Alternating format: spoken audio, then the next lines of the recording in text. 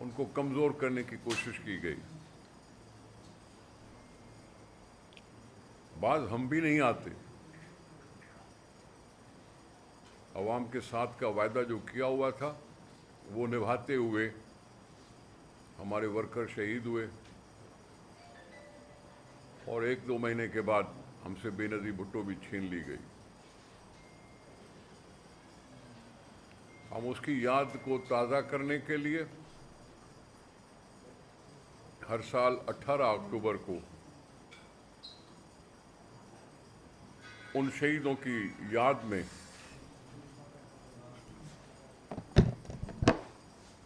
جلسہ منعقد کرتے ہیں. اور میں کل پرسوں پارٹی کی ایک سندھ کی میٹنگ بھی کی جس میں ہم نے یہ فیصلہ کیا کہ یہ کیونکہ 11 ربیع الاول آ رہا ہے اس لیے ہم نے ایک دن پہلے 17 اکتوبر کو دوپہر 4 بجے باغ جناح قائد اعظم کے مزار کے قریب وہاں جلسے کا انعقاد کیا ہے، جس کا آج میں آپ سب کے سامنے اعلان کر کے اس جلسے کی تیاریوں کا شروعات کر رہا ہوں. اور ہم امید کرتے ہیں کہ ویسے تو سندھ کے ہر ضلع میں غریب لوگوں کا ساتھ دیتے ہوئے ہماری پارٹی نے عوام کے ساتھ مل کر احتجاج ریکارڈ ضرور کروایا ہے. ہاں، ہم مانتے ہیں کہ یہ ریکارڈ کافی نہیں ہے. اس کو ہم اور آگے بڑھاتے ہوئے اس جلسے میں بھی باتیں کریں گے. وہ باتیں جو سندھ کے لوگ محسوس کرتے ہیں اور وہ سندھ کے لوگ جو پاکستان کے شہری ہیں ان پر پے در پہ حملہ کر کے زندگی جو اجیرن کی جاتی ہے اس پر اپنا اظہار خیال کریں گے.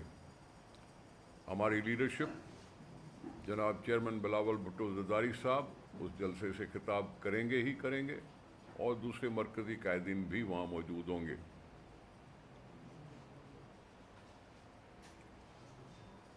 یہ تو خیر ہوا 17 اکتوبر کے اس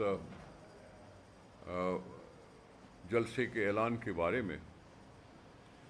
رہی بات کہ یہ حکومت جس کا سب کو پتہ چل گیا ہے کہ پارلیمنٹ کو کچھ نہیں سمجھتی، پارلیمنٹ کو بائی پاس کرتے ہوئے، پارلیمنٹ کی بے عزتی کرتے ہوئے چلے جا رہی ہے. سپریم جوڈیشری نے کہہ دیا کہ جب کوئی ایمرجنسی ہو تو پھر تو آرڈیننس آتا ہے، لیکن آج ملک میں کوئی ایمرجنسی نہیں ہے. لیکن یہ کالے قوانین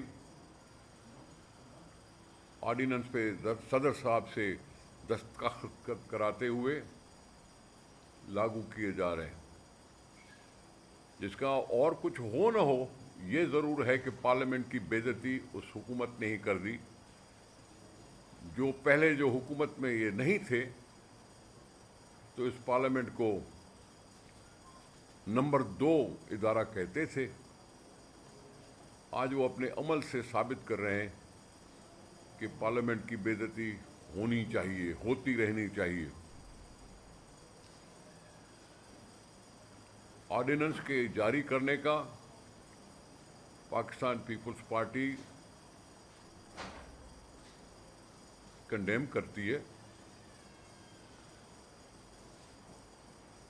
اور ہم اپنی جمہوریت اور پارلیمنٹ کی بالادستی کے لیے اپنی جدوجہد کو جاری رکھتے ہوئے آگے بڑھیں گے. یہ چند تھوڑی سی باتیں تھیں، ظاہر ہے آپ کے سوالات ہوں گے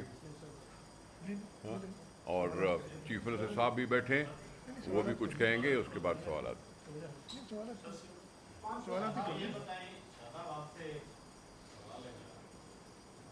اکتوبر کے جو شہید تھے ابھی تک کوئی تحقیقات نہیں ہو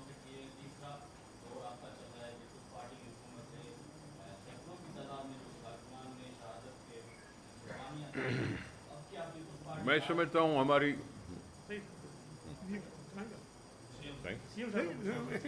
आप सवाल है, देखिए 18 अक्टूबर को जो हुआ था सानिया, और उसके बाद जो 27 दिसंबर को सानिया हुआ था, उस वक्त जो हुकूमत मौजूद थी उन लोगों ने दोनों वाक़यात के लिए आइडेंटिकल उसको जो तरीक़ाकार इस्तेमाल किया, सारे शवाहिद मिटा दिए।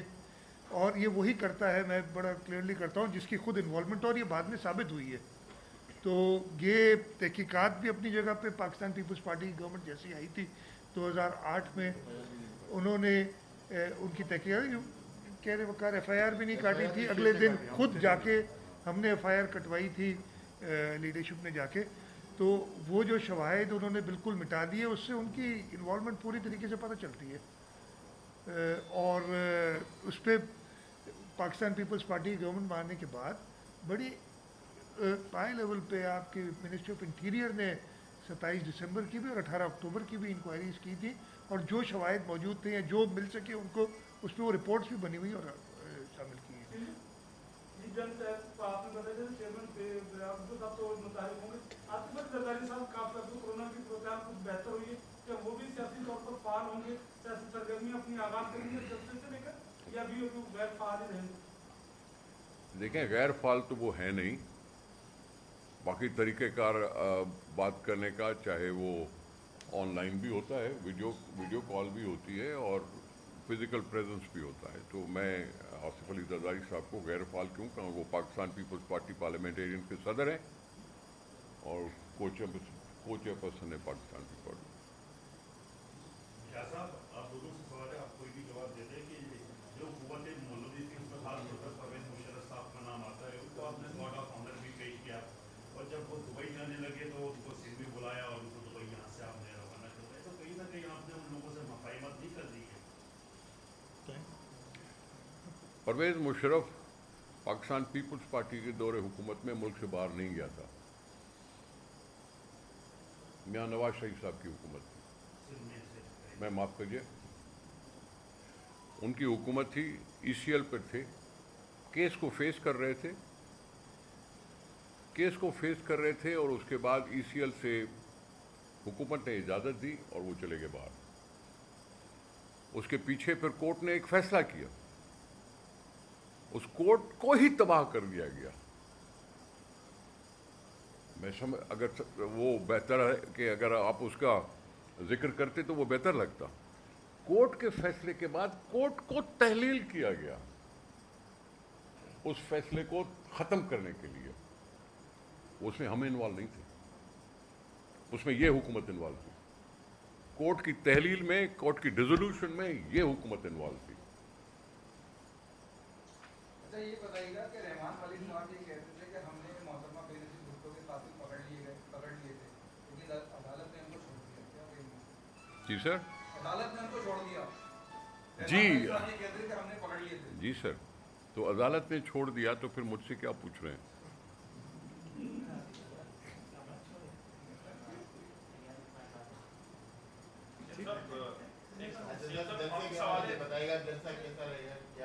हाँ जी सर। जलसे की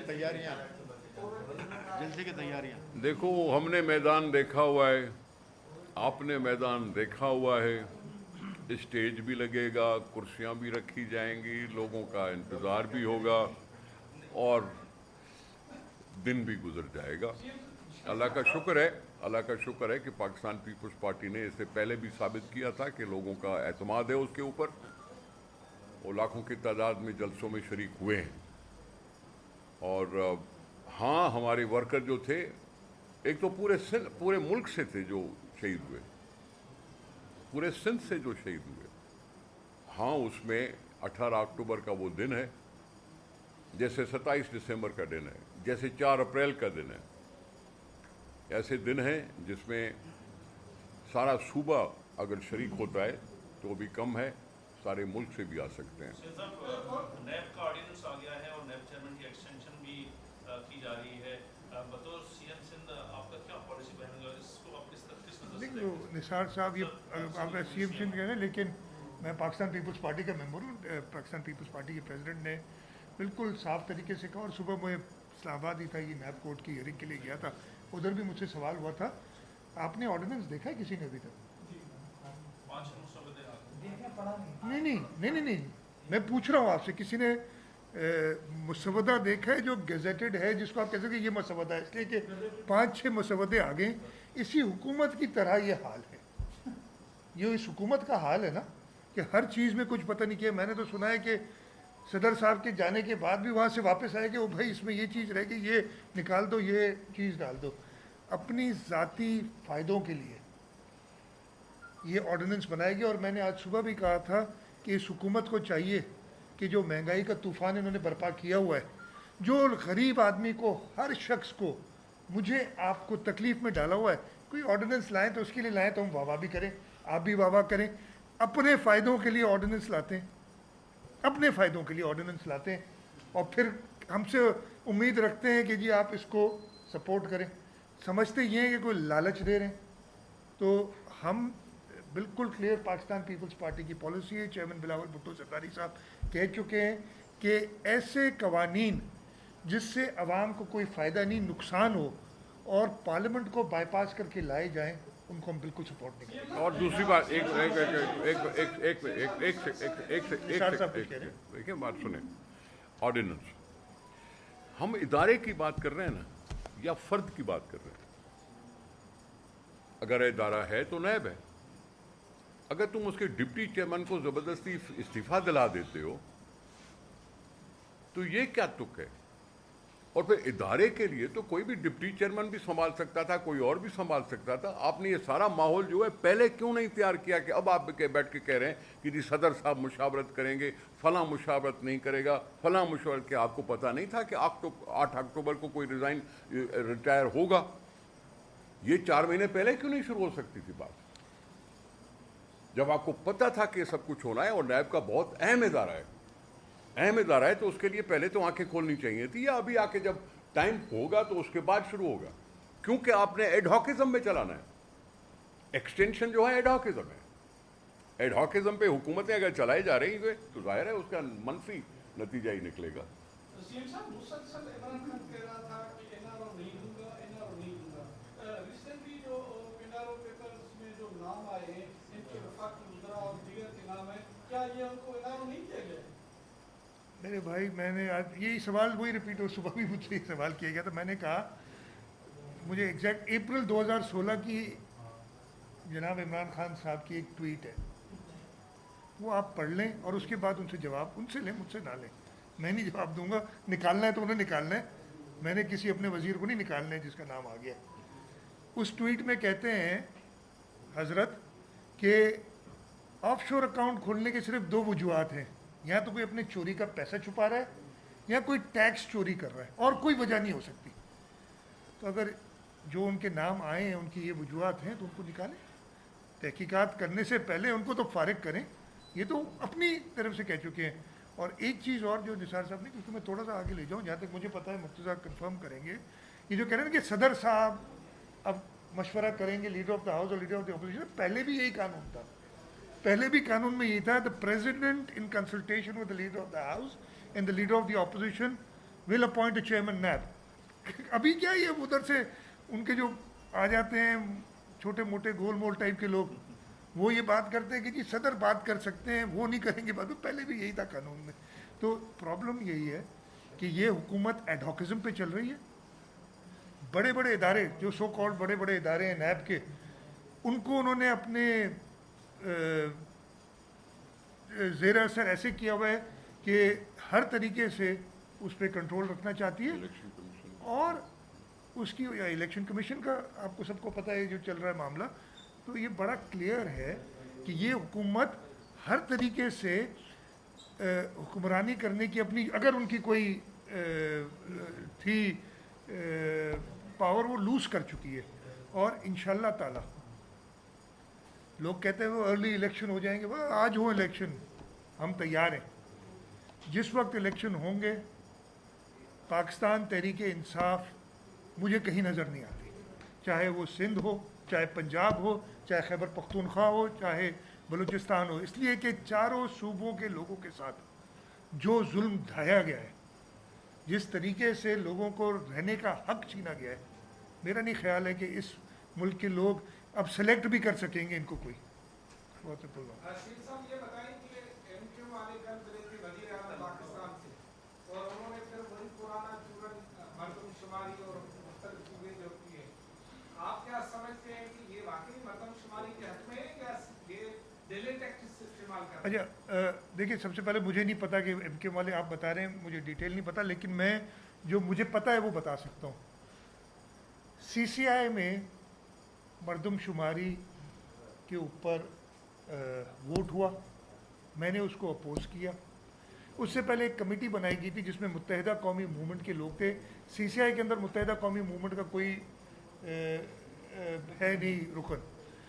उस कमेटी ने उसको पास किया था और मैंने उस पर एहतजाज किया, मैंने उसमें डिसेंट में वोट डाला और अप्रैल 2021 में, आज 6 महीने होने लगे, हमने पार्लियामेंट को रेफर किया हुआ है, जो हमारा आईनी हक है, आर्टिकल 160 सबका 156 वट एवर 150 वो हमारा आईनी हक है।